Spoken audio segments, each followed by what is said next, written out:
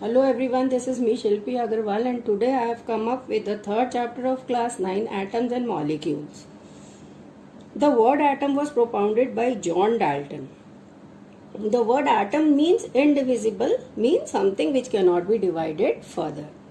John Dalton जो थे वो फर्स्ट साइंटिस्ट थे जिन्होंने ये वर्ड प्रोपाउंड किया था, जिन्होंने ये वर्ड दिया था एटम, जिसका मीनिंग होता है कि जिसे और फर्दर डिवाइड ना किया जाए, कि जिसे हम और ज्यादा नहीं तोड़ सकते, मतलब हम उसे डिवाइड नहीं कर सकते, दैट इज इनडिविजिबल।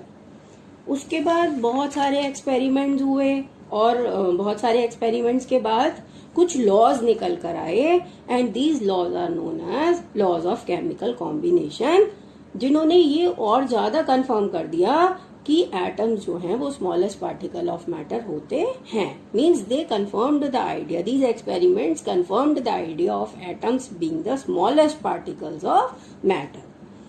नाउ ये जो लॉज हैं, there were 3 important laws of chemical combination. जो पहला लॉ है वो लॉ है law of conservation of mass और matter, second law is law of constant proportions and third law is law of multiple proportions.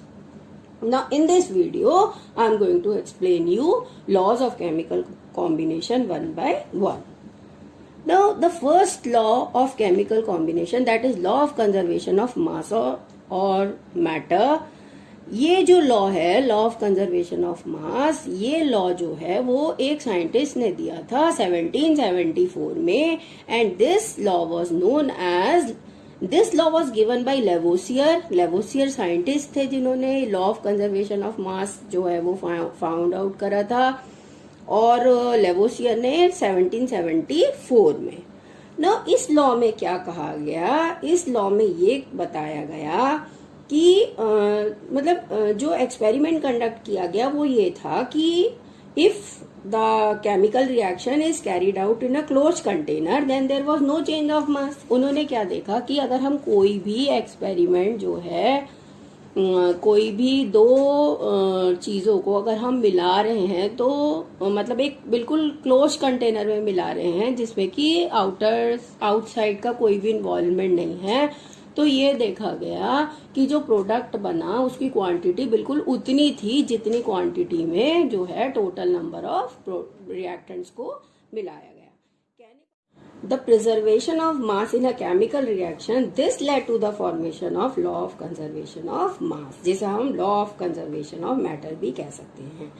मतलब जब एक क्लोज कंटेनर में जब किन्हीं चीजों को मिलाया गया और जब उसका एक फाइनली जो रिजल्ट बना उसका भी मास जो है वो उतना ही था जितने के प्रोडक्ट्स मिलाए, जितने के रिएक्टेंट्स मिलाए गए थे। तो इसी से जो है रिजल्ट निकल कर आया कि जो लॉ ऑफ कंजर्वेशन ऑफ मास के नाम से जाना जाता है। अब ये लॉ है क्या? लॉ है कि matter is neither created not destroyed in a chemical reaction. जो मैटर होता है मतलब जो मास होता है, जितनी क्वांटिटी हम किसी चीज की लेते हैं वो ना तो बन पाती है किसी भी केमिकल रिएक्शन में और ना डिस्ट्रॉय होती है, वो उतनी की उतनी ही रहती है जितना हमने उसको इनिशियली शुरुआत में लिया है। The substances which combine together in a chemical reaction are called reactants, whereas the new substances formed as a result of chemical reactions are called products। मतलब कि जो सब्सटेंसेस जिन्हें हम कंबाइन कर रहे हैं किसी केमिकल रिएक्शन में उन्हें हम रिएक्टेंट्स कहते हैं, क्योंकि उन्हें हम मिला रहे हैं, उन्हें हम अपना जो केमिकल कॉम्बिनेशन है उस केमिकल कॉम्बिनेशन को, उन जो रिएक्टेंट्स हैं, जो चीजें हमने ली हैं, जिन 2 चीजों को या 3 चीजों को या कोई भी एक चीज को अगर हम ब्रेक भी कर रहे हैं तो वो भी एक रिएक्टेंट में आएगा। और जो न्यू सब्सटेंसेस बन रहे हैं उनके as a result of chemical reaction are called products. और जो नए सब्सटेंसेस बनते हैं जब हम 2 चीजों को मिलाते हैं, उनका रिएक्शन करवाते हैं, तो वो जो रिएक्टेंट्स होते हैं जब वो रिएक्ट कर जाते हैं और उसके बाद जो फाइनली जो एक सब्सटेंस निकल कर आता है जिसे हम प्रोडक्ट बोलते हैं। Law means that in a chemical, this law means that in a chemical reaction the total mass of products is equal to the total mass of reactants. कहने का मतलब ये हुआ कि जो केमिकल रिएक्शन होगा, जब ये केमिकल रिएक्शन होगा तो जो टोटल मास ऑफ प्रोडक्ट्स होगा वो बिल्कुल टोटल मास ऑफ रिएक्टेंट्स के बराबर होगा. There is no loss, no gain in mass in a chemical reaction. The mass remains conserved. कहने का मतलब है ये कि ना तो कोई चीज में कमी आएगी, ना कोई चीज में वो मास में जब हम उसे अगर मेजर भी करें तो ना वो कम होगा ना वो ज्यादा होगा केमिकल रिएक्शन में, और मास जो है उतना ही निकल कर आएगा जितना कि हमने रिएक्टेंट्स मिलाए थे. तो प्रोडक्ट जितने भी बनेंगे उनका मास भी अगर हम कैलकुलेट करेंगे तो बिल्कुल सेम आएगा. जैसे फॉर एग्जाम्पल आप देख सकते हैं कि मैंने यहाँ पर एक एग्जाम्पल भी लिखा है, जैसे कि कैल्शियम कार्बोनेट है.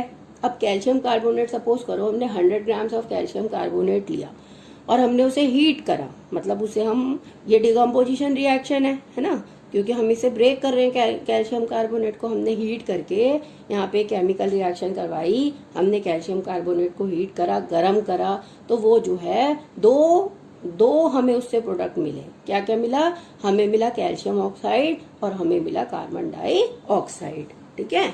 अब ये कार्बन डाइऑक्साइड जो हमें मिली है, ये कार्बन डाइऑक्साइड जो है, अगर हम देखें कि कैल्शियम कार्बोनेट हमने कितना लिया, हमने कैल्शियम कार्बोनेट लिया था 100 ग्राम्स. ठीक है. और जब हमने ब्रेक करा तो हमें मिला कैल्शियम ऑक्साइड. अब अगर हम कैल्शियम ऑक्साइड की मात्रा नापेंगे, अगर हम उसकी क्वांटिटी को मेजर करेंगे, उसके मास को मेजर करेंगे, तो हम देखेंगे कि वो हमें मिला है 56 ग्राम्स. और कार्बन डाइऑक्साइड जो हमें मिली है वो मिली हमें 44 ग्राम्स. तो अगर आप इनका सम करेंगे तो 56 ग्राम्स प्लस 44 ग्राम्स कितना आया? 100 ग्राम्स. और हम देखेंगे कि हमने कैल्शियम कार्बोनेट कितना लिया था, हमने लिया था 100 ग्राम्स. ठीक है. तो टोटल मिला के दोनों की क्वांटिटी फिर से कितनी हो गई? यहाँ पे टोटल मिला के क्वांटिटी फिर से कितनी हो गई उसकी? 100 ग्राम्स. यहाँ पर डाई मिट गया है, ये वाला di calcium carbon die oxide.